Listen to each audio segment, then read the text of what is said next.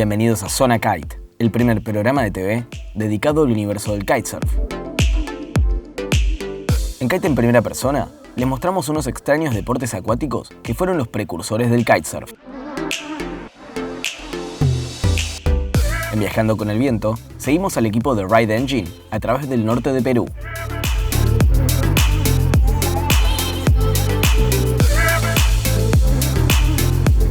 En Kite School, aprendemos a dar vuelta en un wingfoil con la Duotone Wing Academy. En el clip del día, cerramos el programa en las playas paradisíacas de Tahití junto a Tituán Galea y sus amigos. Llegó la hora de entrar en la zona donde volar es posible. Esto es Zona Kite.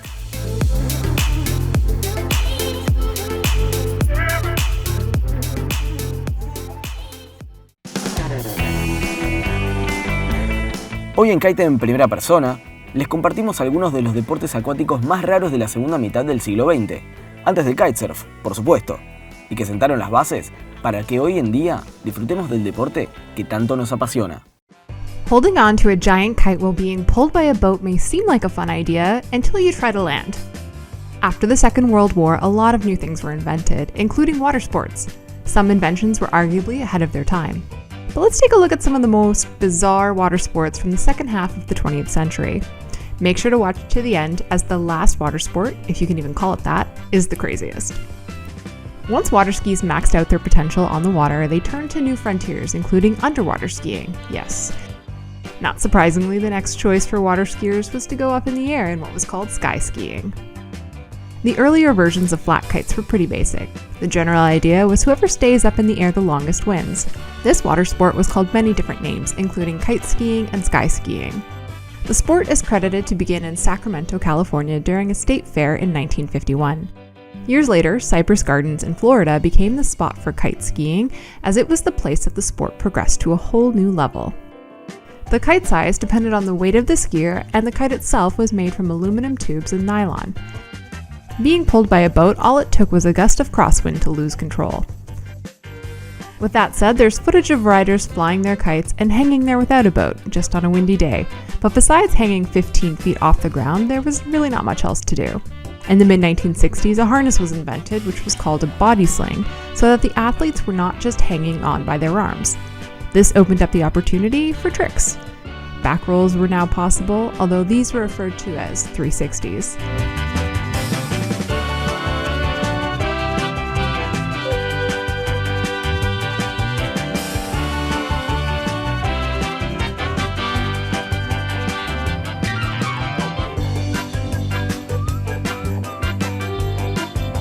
Safety was also considered with the addition of not one, but two emergency flight releases, one on the boat and one on the flyer's side. Floaters were also added. The speed of the boat is set by the flyer, which is usually around 30 to 35 miles per hour. Multiple competitions were held, based on either who holds on the longest without a harness, or time-based races with the use of a harness.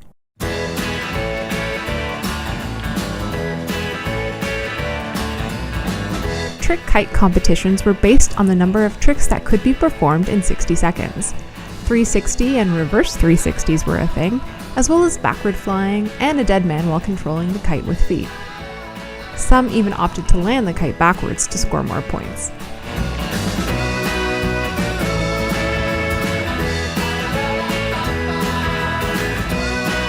The most difficult tricks were executed upside down, as it's hard to have a sense of direction. In good wind conditions, it was not uncommon to reach altitudes of 30 meters. The flat kite's altitude was controlled by the speed of the boat. In the 1960s, kite skiing was booming. There was even the Flat Kite Nationals held in Austin, Texas.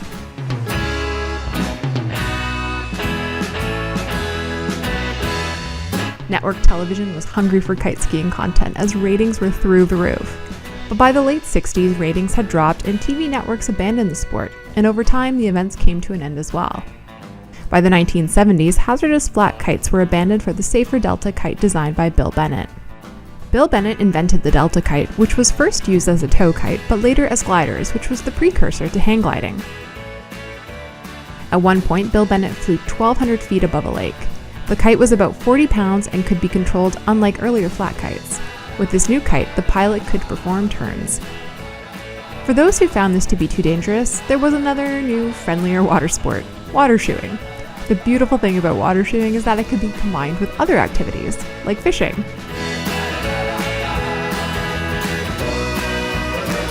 Then there were these. I'm not even sure what you would call it, but it looks like a plane being propelled by wind that actually lifts off the ground.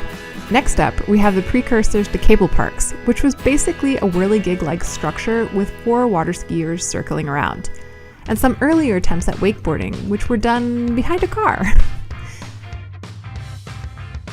Water tubing was also becoming a thing around the mid-50s. Sorry, I meant water tubbing. Handle passes were becoming a popular trick, and so was barefoot skiing.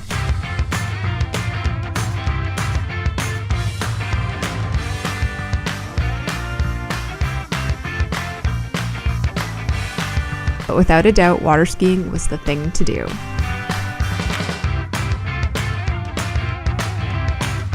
This is a gyro boat, whose inventors hoped to make it an officially recognized water sport. The gyro boat is a type of rotor kite, also known as a gyro kite.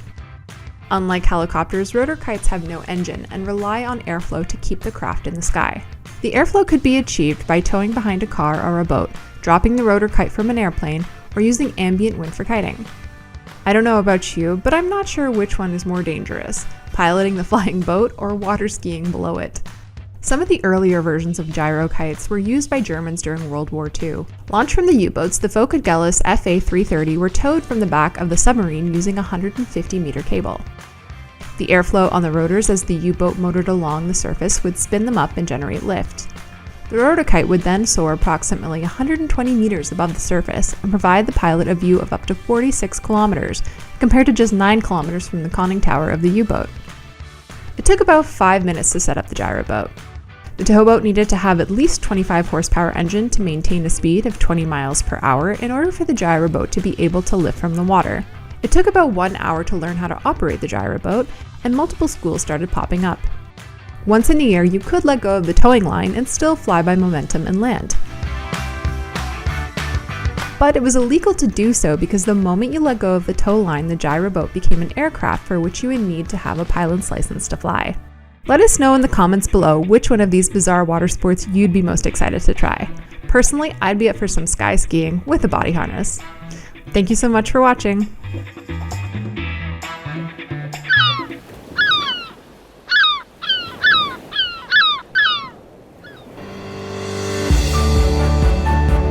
La Escuela de Laura, en Laguna Garzón, Maldonado, Uruguay, es un centro deportivo náutico y el único eco-center uruguayo con más de 30 años de trayectoria.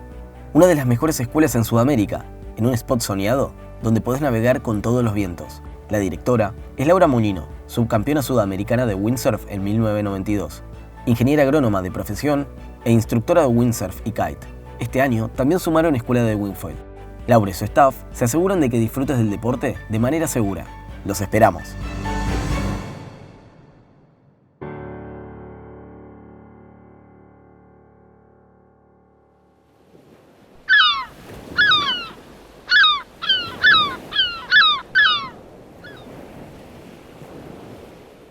Parte del equipo de Ride Engine viajó al norte de Perú en busca de las condiciones perfectas para practicar kitesurf, wingfoil y windsurf. Lo que descubrieron es que estar en medio de la nada es el lugar perfecto para estar en un lugar especial. There is no excess in the desert. As one of the driest places on Earth, some areas have not seen rain in decades. It's simple, really. The desert stays dry. The fishermen catch the fish. The wave goes left.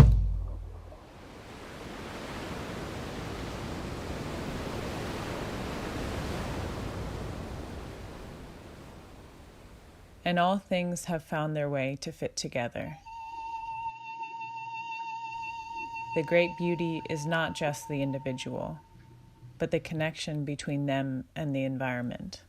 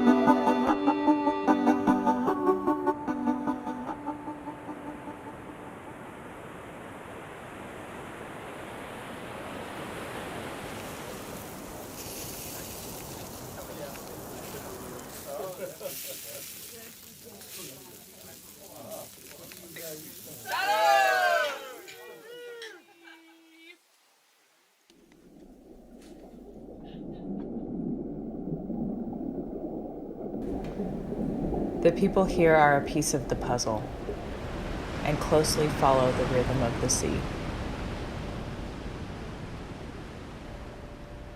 They were able to see past our strange antics. That's the hand. And if I wear it here. Oh, maybe with.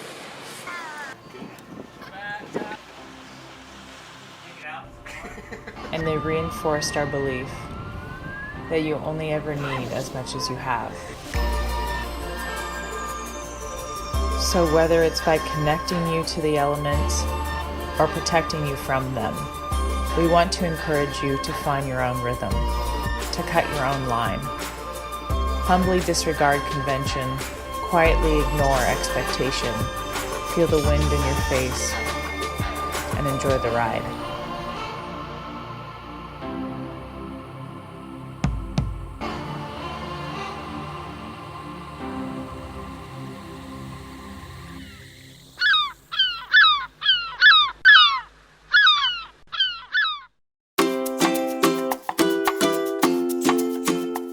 Cuando comenzás a navegar en wingfoil, pronto te vas a preguntar cómo dar la vuelta. En este episodio te vamos a mostrar la versión más fácil para los principiantes que aún no foilean o están empezando. Para dar la vuelta, disminuí la potencia del wing para bajar la velocidad.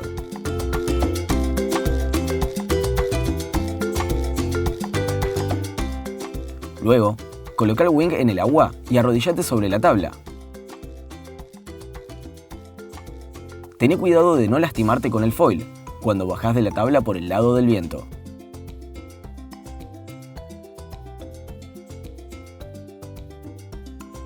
Gira la tabla 180 grados. Primero, colocando la punta downwind y luego hacia la nueva dirección.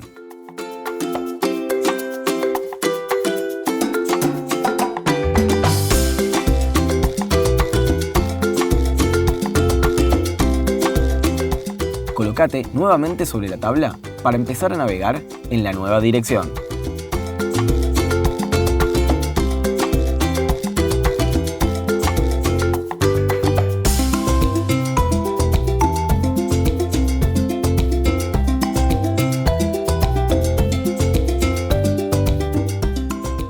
Recordá siempre que como principiante, buscás navegar a un ángulo de 90 grados respecto del viento.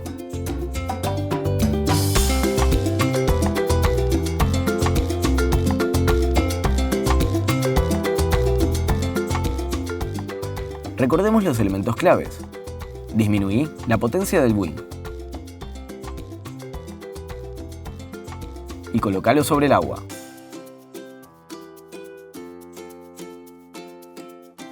Girá la tabla 180 grados.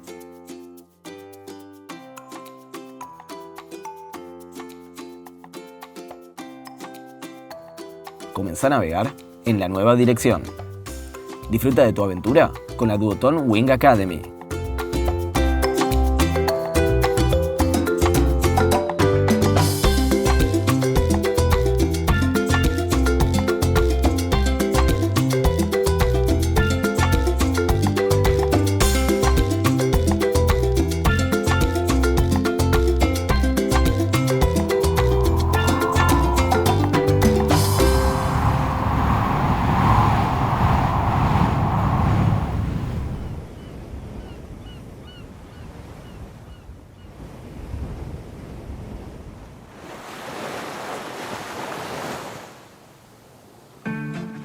Cuando Tituán y su crew hacen un viaje al otro lado del planeta, es imposible que los veas tirados en la playa. En Tahití siempre hay una ola para surfear, una brisa para volar tu kite o wing y sobre todo, siempre hay un F1 que te va a servir en todas las condiciones.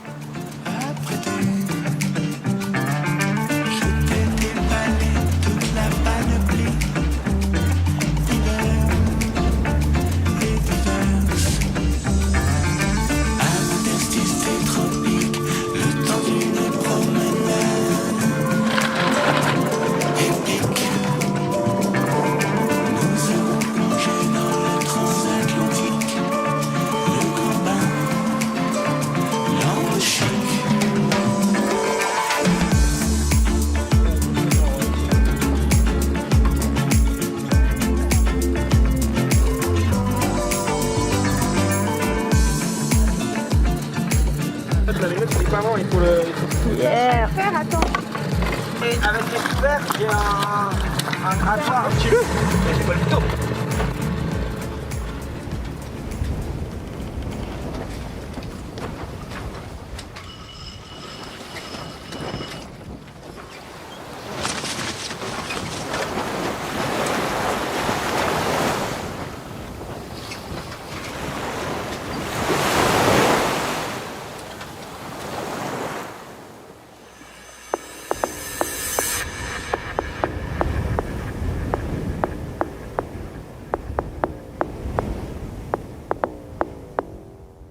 First round, knockout.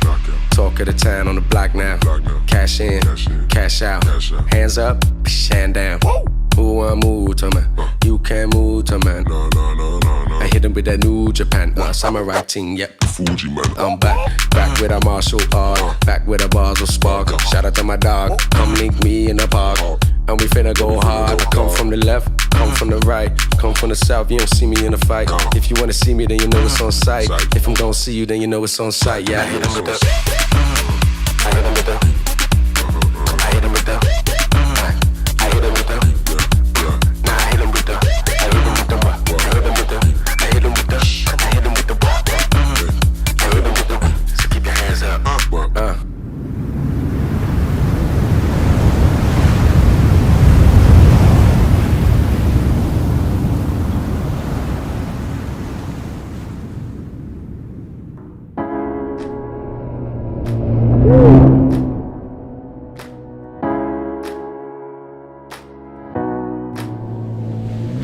Allez là, devant.